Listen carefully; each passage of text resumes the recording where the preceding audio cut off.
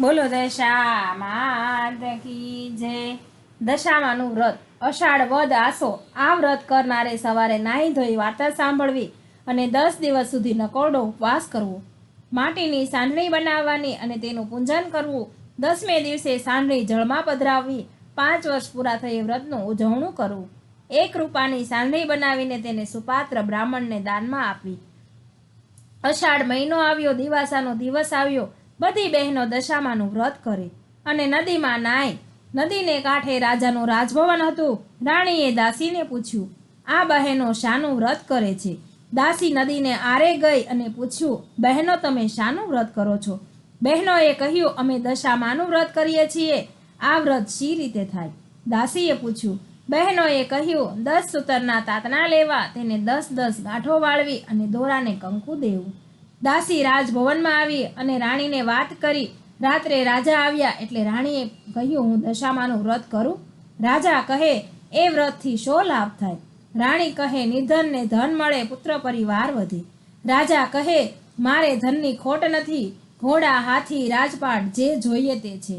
રાજાના અહંકારના વચનથી રાણી રિસાઈને ખાધ્યા પીધ્યા વિના સૂઈ ગયા। રાત્રે દશામાં આવ્યા અને બધા રાજમાં ફરી વળ્યા। સવારનો પહોર થયો, રાજ્યમાં આંધાધૂંધી થવા માંડી। ભંડારમાં પૈસાય ન મળે, કોઠારમાં જોવા જાય ત્યાં અનાજનો દાણોય નહીં। ગામની પ્રજા રાજાને કહેવા માંડી, હવે તમે પહેરેલે લુગડે બહાર નીકળો, તમારા રાજમાં માઠી દશા બેસશે। રાજા રાણી ત્યાંથી ચાલી નીકળ્યા અને ગામને પાદર ફૂલવાડીમાં બેઠા। ત્યાં તો ફૂલવાડી સુકાઈને ઝાખરું બની ગઈ। રાણી કહે છે, આપણી દશા કઠણ છે, હવે આપણે અહીં રહેવામાં સાર નથી। રાજા રાણી ત્યાંથી ચાલી નીકળ્યા। આગળ જતા કુંવરને ભૂખ લાગી, એટલામાં રાણીની બહેનપણીનું ઘર આવ્યું। રાણી કહે, બહેન બટકું રોટલો આપીશ? જા જા રાંડ ભિખારણ, મારા રાજમાં બટકું રોટલો લેવા આવી છે, લાજ નથી આવતી? બહેનપણીએ કહ્યું। તેઓ ત્યાંથી આગળ ચાલ્યા। કુંવરને તરસ લાગી। રાણી બંને રાજકુંવરને લઈ વાવમાં પાણી પીવરાવા જાય છે, ત્યાં તો બંને રાજકુંવરોને દશામાએ વાવમાં ખેંચી લીધા। રાણી રોતી કલ્પાન કરતી રાજા પાસે આવી અને કહેવા લાગી, મારા બંને દીકરા વાવમાં પડી ગયા। રાજા કહે છે, કલ્પાન શા માટે કરો છો? જેના હતા તેણે લીધા। ત્યાંથી તેઓ આગળ ચાલ્યા, એટલામાં રાજાની બહેનનું ગામ આવ્યું। રાજા કહે છે, આ તો મારી બહેનનું ગામ છે, તેને મળ્યા વિના કેમ જવાય? ગામમાં પખાલી સાથે કહેડાવ્યું કે તમારા ભાઈ ભોજાઈ તમને મળવા આવ્યા છે। બહેન કહે છે કે મારા ભાઈ ભોજાઈ એમ આવે નહીં। વળી બહેનને વિચાર કર્યો કે ભાઈની કઠણ દશા હોય તો આવ્યા પણ હોય, નહીં તો ઘોડા ગાડી રથ પાલાખી વિના કેમ આવે? બહેને સુખડી બનાવી અને સાવ સોનાનું સાંકળું લીધું અને માટલીમાં મેલી મોકલ્યું। પરંતુ જ્યારે રાજાએ માટલી ઉગાડી ત્યારે સુખડી છે તે કોલસો થઈ ગઈ છે અને સાંકળું છે તે સાપ થઈ ગયું।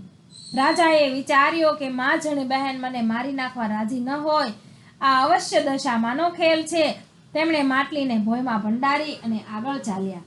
આગળ મોટી નદી આવી, કાંઠે સીબડાના વાડા હતા। રાણીએ ખેડૂતને કહ્યું, ભાઈ અમને બહુ ભૂખ લાગી છે, એક સીબડું ખાવા આપો તો સારું। ખેડૂતે એક સીબડું આપ્યું। સૂર્યનારાયણ અસ્ત થયા પછી ખાવું નહીં તેવું તેમને નિયમ હતું, તેથી સીબડાને રથમાં મૂકી તેઓ બંને સૂઈ ગયા। ત્યાં તો અજાણ્યા સૈનિકો આવ્યા। પાસેના ગામના રાજાનો કુંવર રિસાઈને મોસાળમાં નાસી ગયો હતો, તેથી એ રાજાએ અહીં શોધ કરવા માટે સૈનિક મોકલ્યા હતા। રથમાં જે સીબડું હતું તે અચાનક કુંવરનું માથું થઈ ગયું। સૈનિકો શોધતા શોધતા રથ સુધી આવ્યા અને રથમાં કુંવરનું માથું જોયું, તેથી સૈનિકો તેઓ બંનેને માર મારી પોતાના રાજા પાસે ખેંચી ગયા। પેલા રાજાએ તેમને કારાવાસમાં નાખ્યા અને રાણીને અલગ ઓરડી આપી। એટલામાં દુઃખ પડતરમાં 12 મહિના પૂરા થયા। અષાઢ મહિનો આવ્યો, દિવાસાનો દિવસ આવ્યો। રાણીએ વિચાર્યું કે રાજાએ દશામાનું અપમાન કર્યું છે, તેથી તો આવું નહીં થયું હોય। લાવ હું દશામાનું વ્રત કરું। તેણે દશામાના નકોરડા ઉપવાસ કર્યા। 10 દિવસ પૂરા થયા। 10 મુઠ્ઠી ઘઉં લીધા, માટીની સારણી બનાવી। એવી રીતે રાણીએ વ્રત કર્યું। પોતાના પતિને જમાડ્યા। જમાડીને ઓરડીમાં આવી। રાત્રે સાંડીને ઘરમાં રાખી, સવારે 4 વાગે જળમાં પધરાવી। જળમાં પધરાવતાની સાથે ગામના રાજાને સ્વપ્ન આવ્યું. વિના વાગે તે રાજાને કારાવાસમાં પૂર્યા છે, તેને તું સવારે છોડી મૂકજે. તારો કુંવર રિસાઈને મોસાળ ગયો છે, તે સવારના પહોરમાં પાછો આવશે. આ વાત સાચી નહીં માને તો જેવી એની દશા થઈ છે તેવી જ દશા તારી થશે. સવારના પહોરમાં રાજકુંવર ઘરે આવ્યો. રાજાએ પેલું કુંવરનું માથું જોયું તો લીલું તાજું સીબડું હતું. સ્વપ્ન સાચું પડ્યું, તેથી તેણે પેલા રાજાને કારાવાસમાંથી છોડી મૂકવાની આજ્ઞા આપી.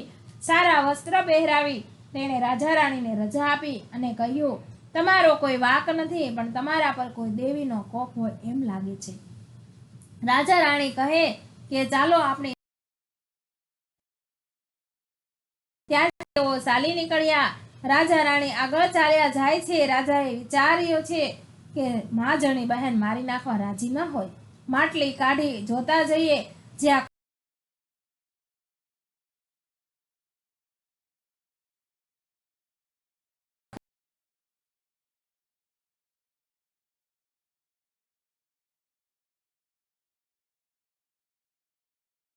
કેવી રીતના આપવા. તેમણે ઘરડા ડોશીનું રૂપ લીધું. છોકરાઓને આંગળીએ વળગાડી ચાલ્યા અને રાજાને સાદ દીધો. ભાઈ, ઓ ભાઈ, રથ ઉભો રાખો ને. આ બંને રાજકુંવર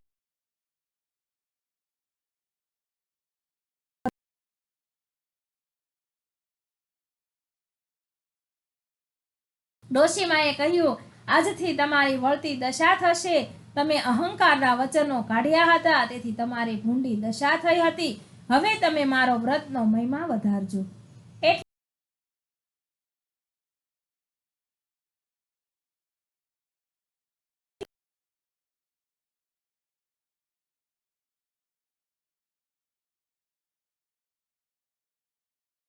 બહેન, બહુ દિવસે આવ્યા, આજે તો તમને નહીં જવા દઉં. રાણી કહે, મારી દશા કઠણ હતી ત્યારે તમે કટકો રોટલોય ન આપ્યો હતો, તેથી હવે અમે અહીં રોકાશું નહીં.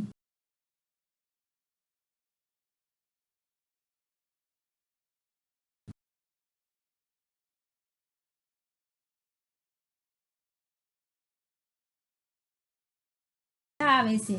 વાજતે ગાજતે ગામ લોકો સામૈયા કરીને લેવા આવ્યા. રાજા રાણી સુખેથી પોતાના રાજભવનમાં આવ્યા.